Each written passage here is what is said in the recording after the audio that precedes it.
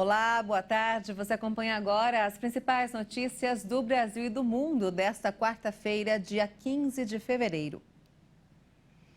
O ministro da Fazenda, Fernando Haddad, afirmou hoje que o governo deve anunciar já em março a proposta de regra fiscal para controlar os gastos públicos federais em substituição ao teto de gastos em vigor desde 2017.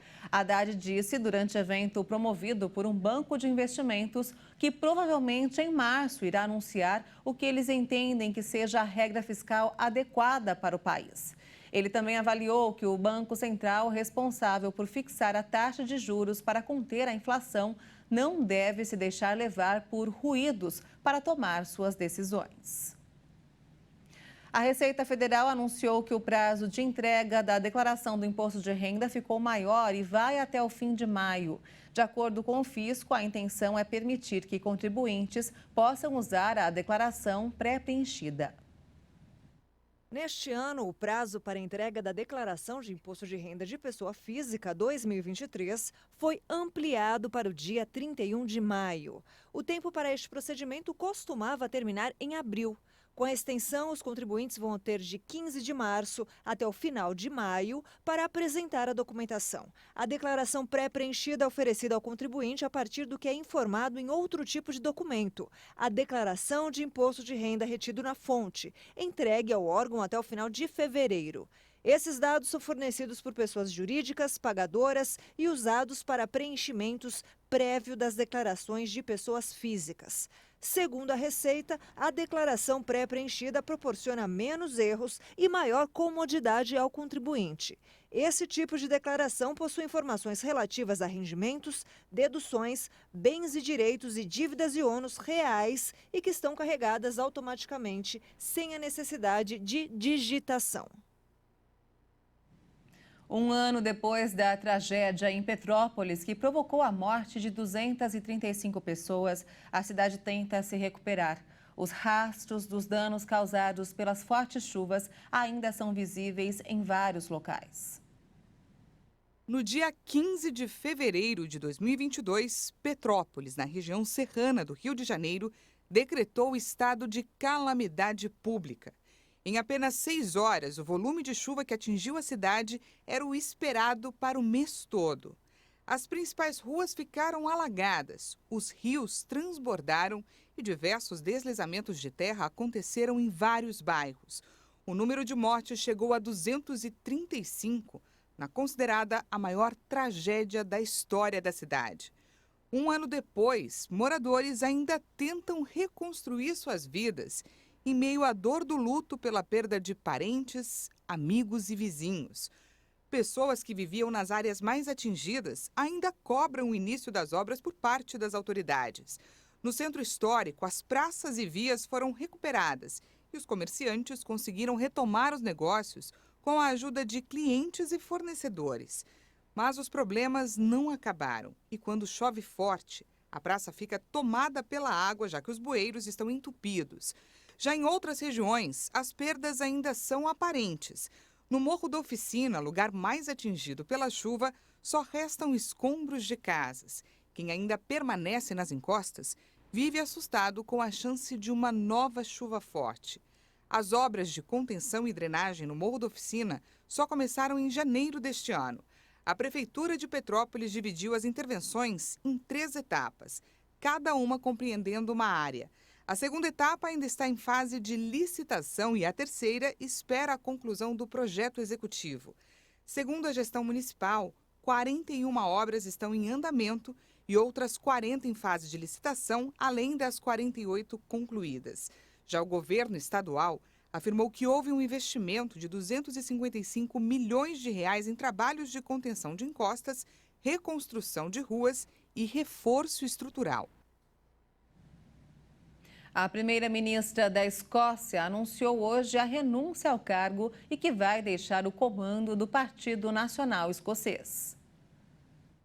Uma eleição será convocada para definir o próximo líder da sigla. Entregar absolutamente tudo é a única maneira de realizar esse trabalho. Esse país não merece nada menos do que isso. Mas, sendo sincera, ninguém consegue realizá-lo por tanto tempo. Para mim, há o perigo de estar se tornando longo demais. Defensora da independência escocesa, Nicola Sturgeon estava no cargo de primeira-ministra há pouco mais de 8 anos e desfrutava de alta popularidade.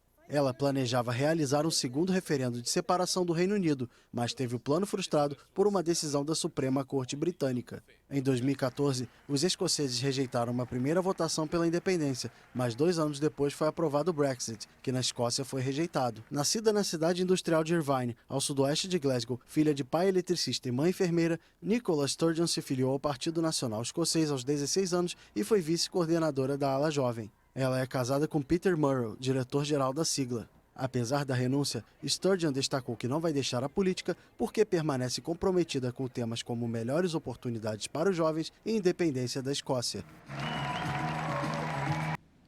Vamos falar agora sobre o conflito no leste europeu. A invasão russa à Ucrânia, que começou em 24 de fevereiro de 2022, mudou a vida de milhões de pessoas. 3 ucranianos relatam como o conflito transformou a rotina. Acompanhe. Na noite da invasão russa, Sergei Sashuk, então governador da região de Chernivtsi, no oeste do país, teve um sono inquieto. No dia anterior, ele recebeu a notícia de que uma ofensiva de Moscou era iminente. 1 ano depois, a vida do ex-governador mudou radicalmente. Aos 50 anos, Sashuk guardou o terno no armário e vestiu o uniforme militar.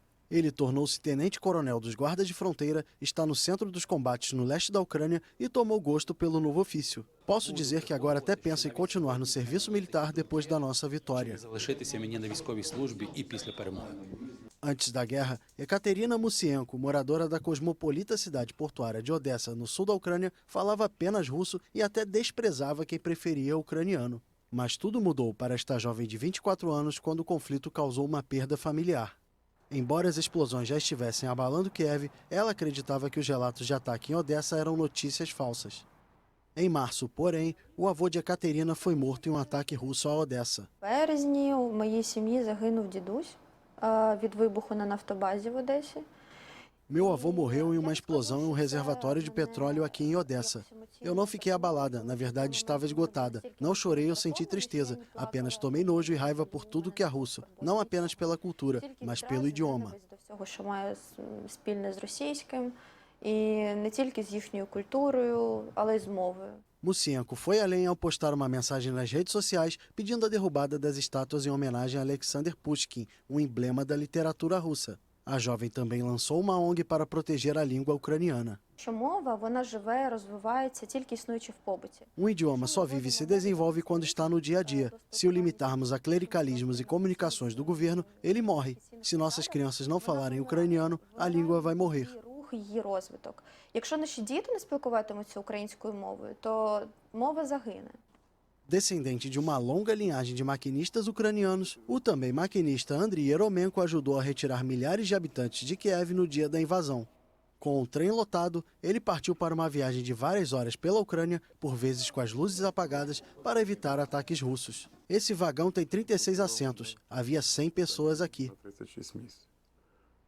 Фактично тут за 100 чоловік їхав. Altamente criticada antes da guerra, a empresa de gestão ferroviária ucraniana continuou operando sob as bombas e permitiu a saída de milhões de pessoas. Agora, muitos compatriotas consideram os maquinistas os heróis da ferrovia. Não consideram um ato heróico, apenas fizemos nosso trabalho sabendo como fazer e o que deveríamos fazer. Те, що ми повинні робити. Após quase um ano de guerra, fontes ocidentais dizem que entre 30 e 40 mil civis morreram devido ao conflito, principalmente por conta dos bombardeios russos. A Organização das Nações Unidas informa que os combates também deixaram mais de 5 milhões de deslocados internos e obrigaram quase 8 milhões de pessoas a abandonar a Ucrânia. Com o desejo de que essa guerra acabe o mais rápido possível.